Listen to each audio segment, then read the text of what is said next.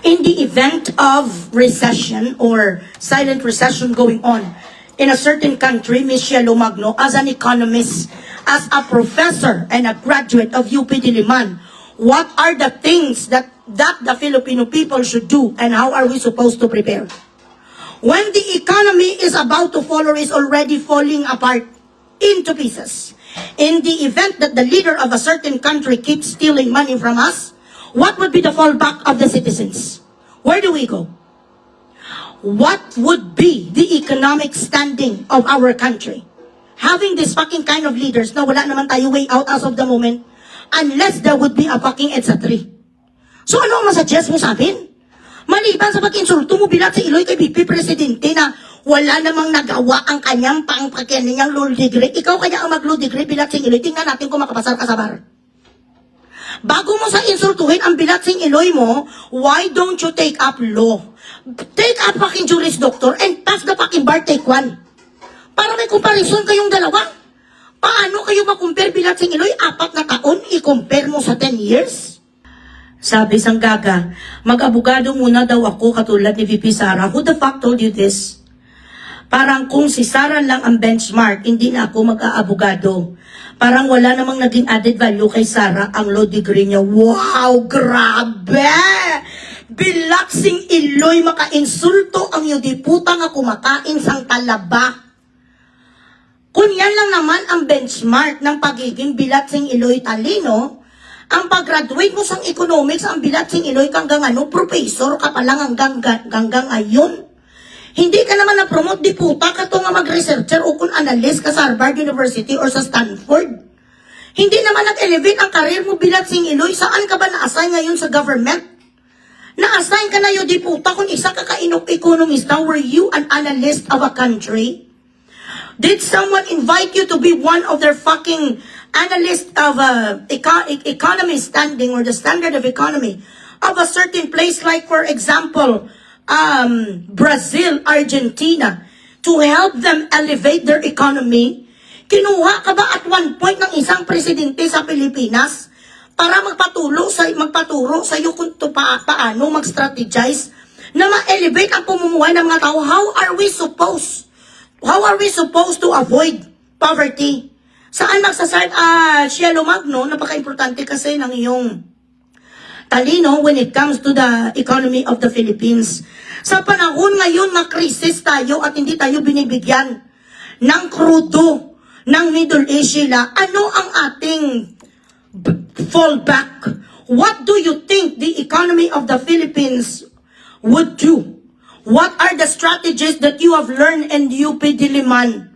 What would be the most strategic plan there is in your mind? Do you have any brilliant idea, Cielo Magno?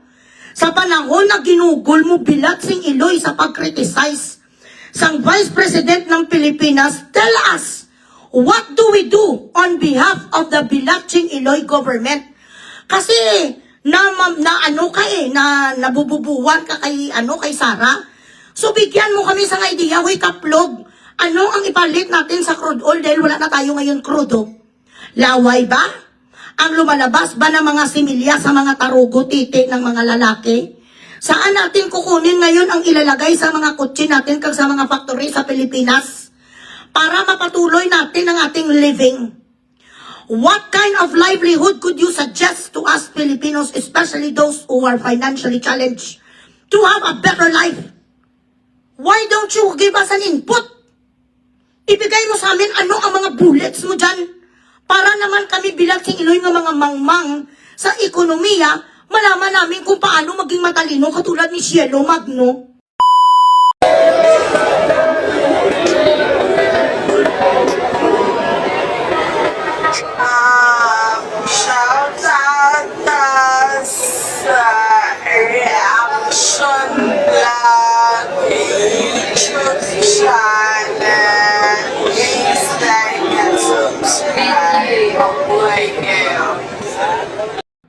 Okay, shout out lang dyan kay Cielo Magno. Ano ba ang ginapanggalaiti mo kay Sara? Kay VP Sara? Ha, Cielo? Ano ang naging pagkukulang, kasalanan, ninakawan ka ba ni VP Sara sang putay noon? May inagaw ba siya sa iyong girlfriend? Or may inagaw ba siya sa iyong titi? Grabe ka maka-insulto, ang bilat sing iloy mo. Ay palalo, mali nga mic man.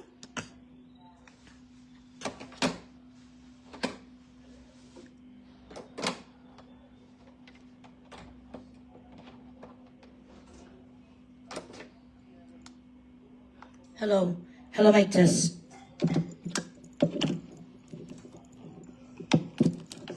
Grabe ginapanggalaiti mo kay Sarah. Kung if it's very insulting to you na siya ay naging vice presidente, na ikaw nakapagtapos ka rin sa economics sa University of the Philippines, why don't you run for office? I-prove mo rin sa mga tao sarili mo na mas deserving ka nga ibuto ng mga tao sa Pilipinas. Kung sa akala mo mas matalino ka kay VP Sara, magpatakbo ka rin mag-start ka sa barangay muna. Wala nga di puta kasang kapasidad na magkaroon kasang appeal sa mga tao kahit sa barangay. Ano ba ang gusto mo sa buhay mo? Insulto kang bilat sing iloy kang di puta, kado wala kasang baho. Sabi ng mga kaklase mo noon sa UP, numero 1 ka man nga nagasuyok mariwana kagasabo. Do kakakala mo do mga straightforward niya ang mga bilat sing iloy nga mga aktivista. Kahit sinong umupo nga presidente, kahit sinong umupo nga vice presidente, you will always have something to say. It is not going to be enough. Hindi pa rin nagakulog kag nagakidlat, baka maigo kusang kidlat bala bilat sing iloy. It will never be enough sa mga taong katulad nyo. So kung sa palagay nyo nga hindi ka mo kontento sa pamalakad o sa pagiging vice presidente ni VP Sara, ti bilat sing iloy, ikaw ang tumakbo, Shelo Magno. Ubod ka sa pagkakriticize mo, di puta, kay Sara, na i-insecure ka sa kanyang di puta ka kasi siguro noong mga panahon, type na type mo itong si Duterte. Type na type mo sa bilat sing iloy kasi nga tibulibar ka nga Charis Pimping ko eh. Gustong-gusto ya, wala naman, hindi naman natin alam ang mga kwan nito, mga history. Gustong-gusto yan ni siguro digahan si BP, hindi ka nagwagi. Kasi nga, ang gusto ni BP, lalaking gusto niya tarugo, ayaw niya sa mga tumbilina. Ang ma-offer mo sa kanya bilat sing iloy, finger lang tsaka dila. Hindi niya type ang mga ganon. Ang pagka-insecure mo sa kanya is beyond reproach. What is it? Nga kina-insulto mo pati ang kanyang edukasyon. Ano ginang talino mo, di puta? Nakapag-bar exam ka? How long did you stay in school? Ilang taon ang economics nga kurso mo, apat? Nag-bar ka? May board ang pagiging ekonomista? Ekonomista kang di puta, kaunuknukan ka naman sang pagkatanga bilat sing iloy. Kung hindi ka naman ba naman tanga, kagkalahati. Ginapost-post mo na influence ka sang isa ka abnoy nga pitos. Ang bilat sing iloy nga si Babaji. Nga si Babalina, lovely pitos. Hindi mo nga alam kung ano ang kredibilidad ni sang bilat sing iloy. Naniwala ka just because she is trying to undermine the capacity of the Vice President. Kayong lahat nga mga ambisyosa kag mga filler nga akala sa mga bilat sing iloy. Mas alam nila ang konstitusyon sa Pilipinas and how the fucking government works. Wala ka mo sa mga clearances, mga puta ka mo when it comes to foreign affairs. You do not know the solidarity that they have and the rules and regulations that they need to uphold. Pag ikaw ay isa na sa mga matataas na posisyon sa Pilipinas, kung matalino kang puta kang tumba patata kang finger ka, ilan na ba kaputay yung finger mo? Sabi sang ex-girlfriend mo, hindi ka marunong mag-finger. Do ka frustrated bala sa kanya? Masyado ka frustrated kag insecurada kang di puta ka. Shout out lang dyan sa UP Diliman. Is this the person? Is this one of the students that you apparently produce who doesn't know how to hide her being insecure for at least a bit? Is this the kind of people that UP Diliman apparently produce? Ang mga wala bilat sing iloy apparently, wala sang you are those people who really doesn't make sense. Pag sinasabi nila ang sabi sang alpot, yes ang bigaon nga kaplogo. Tayong dalawa muna, bala magkuhan, bala magdebatihan, ay wag lang equation. Wag lang GDP. Let us just have a debate about life, about philosophy, about the situation, about humankind. Let us debate about how this poverty started. Mga ganun lang, wag lang mga GDP kasi expert ka dyan sa, sa mga economics and all. But, you know, in other aspect of our life, pwede tayo magdebatihanay. Pwede tayo magdebate tungkol sa finger-finger, sa dilapanay, sa mga kantutan. Pwede tayo magdebatihanay, then especially kung gusto mo magdebate tayo tungkol sa pagka-insekurada mo. Itong sabi sang insekurada nga bilat sing Iloyo. Sandali lang. Share the live, share the live. Tapos kung biradahon mo di ang mga iyo di puta nila, maiyak-iyak sila. Mapunta sila sa police station ka magsubong katulad sang gago man nga si Gabi Pinida. Hoy Gabi Pinida, iyakin ka palang iyo di puta kang bading ka. Makwan siya, nag-report siya kay gin-threat siya daw. Araw-gabi ang threat sa akin at sa pamilya ko. For how many years already ang mga inaaway ko dito, mga grabe ng mga tao. Hindi nga ako putang ina umiiyak at nagasumbong-sumbong. Iyakin bilat sing Iloy, threat lang. I eat that threats every day. Inaano ko pa na sila na midnight snack. Tapos di puta, mga lalaki, kayo nga mga supot, bilat sing Iloy sa bagay, hindi nga kayo makapasircumcise. Takot kayo. Ito sabi, sang gagayaw, sandali. 165,000 yung di putang followers mo, hindi mo ga mapa 1 million. Sabi sang gaga, mag-abogado muna daw ako katulad ni VP Sara. Who the fuck told you this? Parang kung si Sara lang ang benchmark, hindi na ako mag-aabogado. Parang wala namang naging added value kay Sara ang law degree niya. Wow, grabe! Bilaksing Iloy, maka-insulto ang yudi putang nga kumakain sang talaba. Kung yan lang naman ang benchmark ng pagiging bilatsing Iloy talino, ang pag-graduate mo sa economics, ang bilatsing Iloy hanggang ano, professor ka pa lang hanggang ayon. Hindi ka naman na-promote di puta ka to nga mag-researcher o kung analyst ka sa Harvard University or sa Stanford. Hindi naman nag-elevate ang karir mo bilatsing Iloy. Saan ka ba na-assign ngayon sa government? Na-assign ka na yun di puta kung isa ka ka-economista. Were you an analyst of a country? Did someone invite you to be one of their fucking analysts of economy standing or the standard of economy of a certain place like, for example, Brazil, Argentina, to help them elevate their economy? Kinuha ka ba at one point ng isang presidente sa Pilipinas para magpaturo sa iyo kung paano mag-strategize na ma-elevate ang pumumuhay ng mga tao? How are we supposed to avoid poverty? Saan magsasart? Cielo Magno, napaka-importante kasi ng iyong talino when it comes to the economy of the Philippines. Sa panahon ngayon na krisis tayo at hindi tayo binibigyan ng krudo ng Middle East, ano ang ating fallback? What do you think the economy of the Philippines would do? What are the strategies that you have learned in UP Diliman?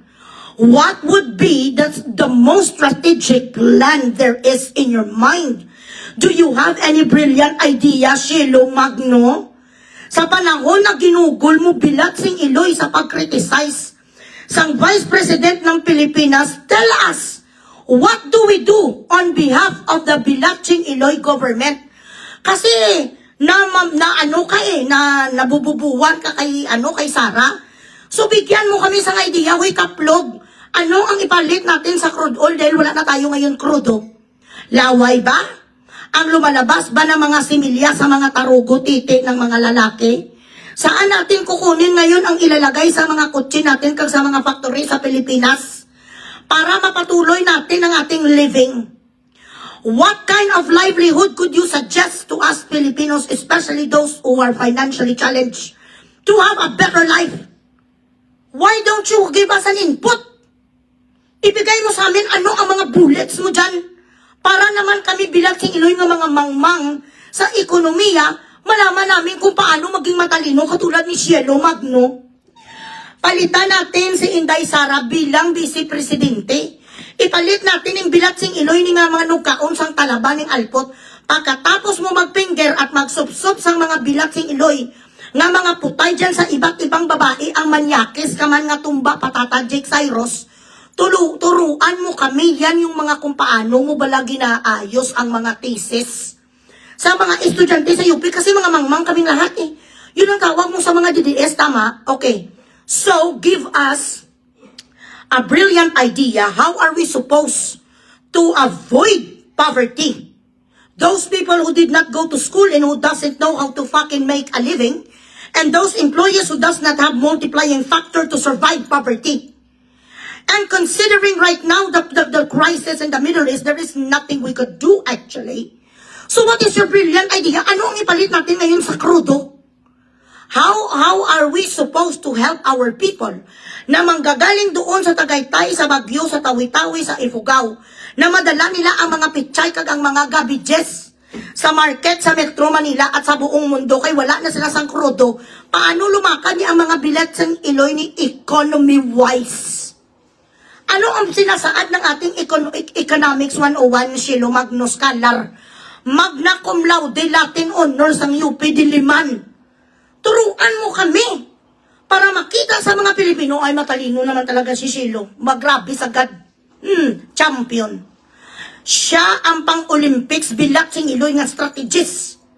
Natulungan niya tayo kung paano magbiyahe ang mga taga-Bagyo nga mga vendors. Pababain ang mga pichay, ang mga silere, kag ang lahat nga makailangan natin nga mga prutas para may lamunin ang mga taga-syudad, hindi kailangan gamitan bilat sing Iloy sang krudo. Lahat lang ang mga laway palalulo sa mga tao, sa mga farmers doon. Sa Baguio, yun ang gawin natin. Meron pala ang ekonomiya natin sang fallback. May mga chemist pala tayong dapat tawagin. Naiwan sa kanya ang formula ni Einstein bilat sing Iloy kag ni Isaac Newton.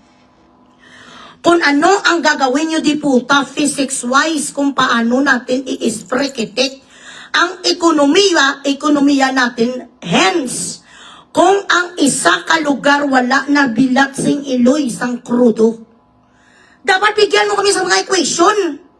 Mga problem solving nyo di puta nga ikaw nag-solve.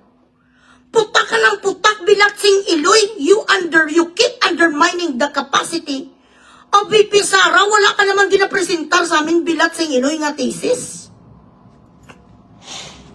Before you try to undermine and before you try to pretend that you are better than her, present us with something. Hindi alam ni Sara na ganito pala ang dapat gawin bilat sing Iloy sa ekonomiya ng Pilipinas in the event that a war in Middle East should occur. Ito dapat ang ating fallback. And why do you keep criticizing her? Why are you not criticizing BBM? Sige nga, are you that dumb? Ganon ka kamango na hindi mo nakikita na ninakawan tayo ng ilang bilyones? Are you dumb or dumb? Are you dumb or dumber? Amo na ni bilat sing Iloy ang nagasuffer. Was she the one who signed for the fucking flood control? You di puta, lies and betrayal na kinuha sa atin, you di puta. Why can't you say about dito sa independent chururot ICI na kuno nag-investigate, you di puta, ang paglinlang sa mga Pilipino? Nagtukod ning gago ning adiktos na si BBM niyo sang independent Charito Solis investigation tungkol sa flood control. Imbestagahan daw si Romualdez, tapos now nag-announce sila na inosente si Romualdez. He has nothing to do with it. Bilapsing Iloy. Like I said, it's not even the lie that is the insult to our intelligence. For a person who claims to be a fucking scholar, katulad ni Shilo Magno, don't you fucking see all of this? Or you just refuse to open your eyes? You are fucking so partial. Kinikriticize mo si Sara just because you are so fucking insecure over achievements.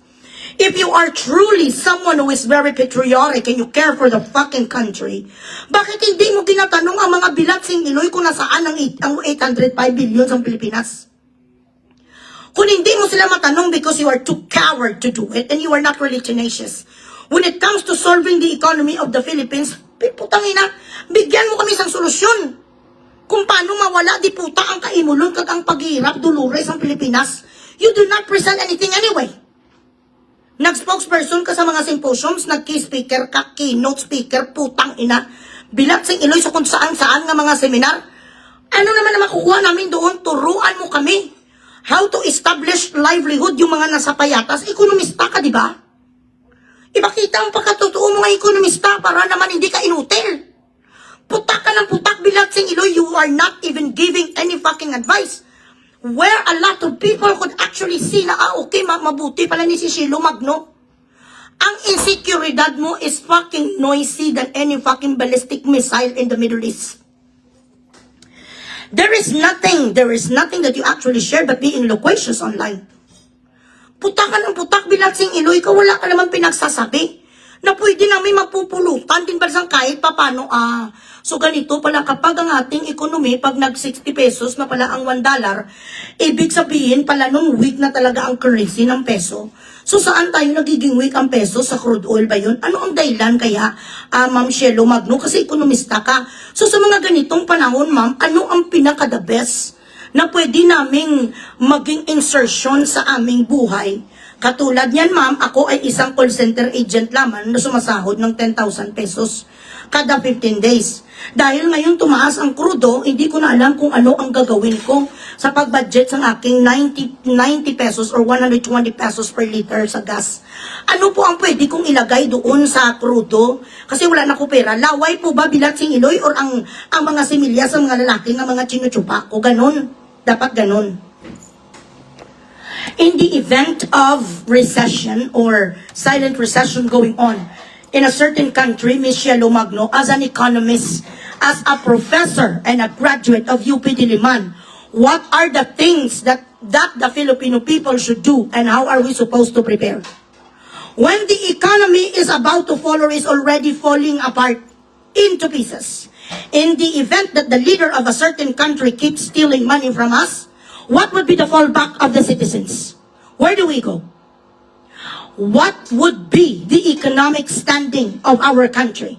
Having this fucking kind of leaders na wala naman tayo way out as of the moment unless there would be a fucking EDSA 3. So ano ang masuggest mo sa amin?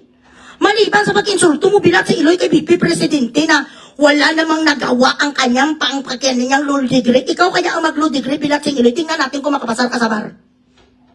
Bago mo sa insultuhin ang Bilatsing Iloy mo, why don't you take up law? Take up fucking Juris Doctor and pass the fucking bar, take one. Para may comparison kayong dalawa. Paano kayo makumpare, Bilatsing Iloy? 4 na taon, i-compare mo sa 10 years? Nga edukasyon, hindi talaga ako nagaganon sa mga tao. Kasi alam ko, mas mababa lang ang aking degree kaysa sa isang tao. Pero kung ang isa ka tao, nga abogado katulad sa babalo nga si Jesus Palsis nga Bilatsing Iloy din, gapapwit, wala man sang dignidad ng iyo di puta, kag wala sang credibility ni, biradahon ko talaga. Even if you hold a fucking degree like all these fucking people who are too proud of having Juris Doctor, if you do not have a heart and you do not possess fucking credibility, I'm gonna fuck you up upside down. Magagaling lang kayo Bilatsing Iloy nyo sa libro, pero pagdating sa buhay kag filosofiya kag teorya, hindi nyo matalo si Bugres. Putak ka ng putak, yun di putak, kasi lahat na kakulangan ni Sarah, wala ka naman binibigay sa amin. Anong solusyon? Kaya wala kayo ngayong krudo. Anong gagawin ng mga tao sa tawi-tawi kag Ipugaw para madala ang mga vegetable natin, putang ina? Tuturuan mo kami katulad sang gaga nga sinire nga asawa ni parokya ni Edgar na magtanim daw ng mga kamatis, magtanim ng mga mangga, magtanim ng mga kung ano-ano nga mga vegetable sa garden. Ang Bilatsing Iloy man nga nire, utro man ka isa man ka lang man, ano apelido na ni nire gani nang nakulong din? Kailangan kayo magkaroon ng mga taniman sa likod ng inyong bahay para 500 pesos magkasya sa inyong budget. Hambal sang lang naging pusasan.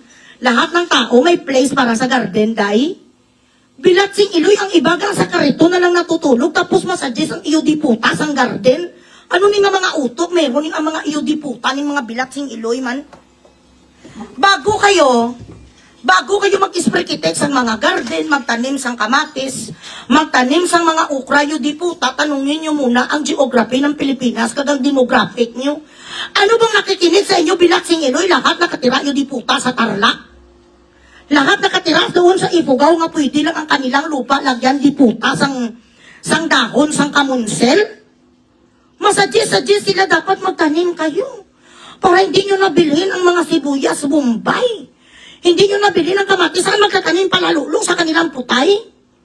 Wala gani di puta matulugan, magtanim pa. Ang mga gaga, ang mga filosofiya. Wala gani bilat sing iloy malagyan di puta lang kahit kubita nila kung saan sila tatai tapos patanin sabi ni Nere nga alipungoy. Ganito kamo ka mga na Nere gali naig. 500 pesos sapat na nga budget ano kagadamgo ka kuging ka. Kajuwit ka mo sang asawa mo nga si parokya ni Blair Sabo. Paano ba sa 500 yun di puta? Bilat sing iloy kamatis palang luya sibuyas bumbay yun di puta 330 na way ka pa. Sahog pa lang yun sa isang araw. 500 kayo nga mag-sardinas, kaya mag-noodles isang linggo, hindi na kasya. Isa ka sardinas, ngayon 375. Bubok. Ekonomista, ang mga bilat sing iloy, you have to be economically independent. Ha? Independent sa alin? Saan kung sa bukid ka, pwede. May niyog doon, may mga prutas, vegetable, di kung bilat sing iloy sa Ruas Boulevard, saan ka tatanim? Sa putay mo? Mga gaga? Share the live, share the live.